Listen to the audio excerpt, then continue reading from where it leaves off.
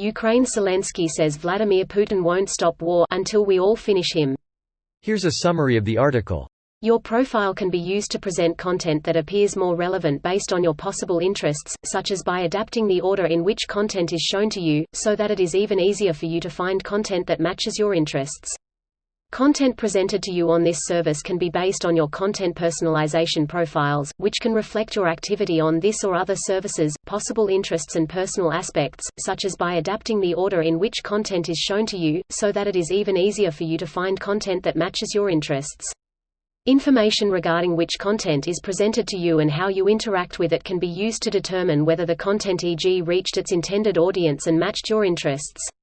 Reports can be generated based on the combination of data sets regarding your interactions and those of other users with advertising or content to identify common characteristics. Information about your activity on this service, such as your interaction with ads or content, can be very helpful to improve products and services and to build new products and services based on user interactions, the type of audience, etc. Content presented to you on this service can be based on limited data, such as the website or app you are using, your non-precise location, your device type, or which content you are interacting with. Certain information is used to ensure the technical compatibility of the content or advertising, and to facilitate the transmission of the content or ad to your device. This post received a score of 9,500, with an upvote ratio of 92%. Here are the top comments in response to this article. True. He have two options: win or flee. And leave the power is not an option. Absolutely, you've hit the nail on the head.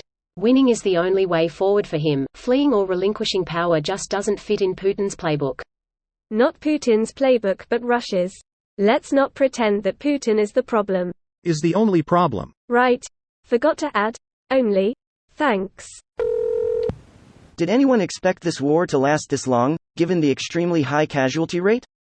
Hundreds of thousands of dead people who mostly never really expected to die in a war. This war seems so misaligned to the general themes of modern times, which since WW2 has been a trend towards less war, more globalization, etc. Sadly, people speculate this war will still go on for years. Also, unfortunately, war is as popular as it's ever been.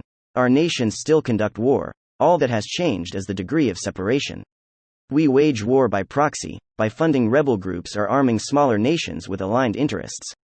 The problem for Ukraine is that it faces annihilation much sooner than Russia because of its lower population. We need to send more equipment to Ukraine to minimize Russia's numbers advantage, but the unfortunate truth is that Russia has more than 3x the population of Ukraine.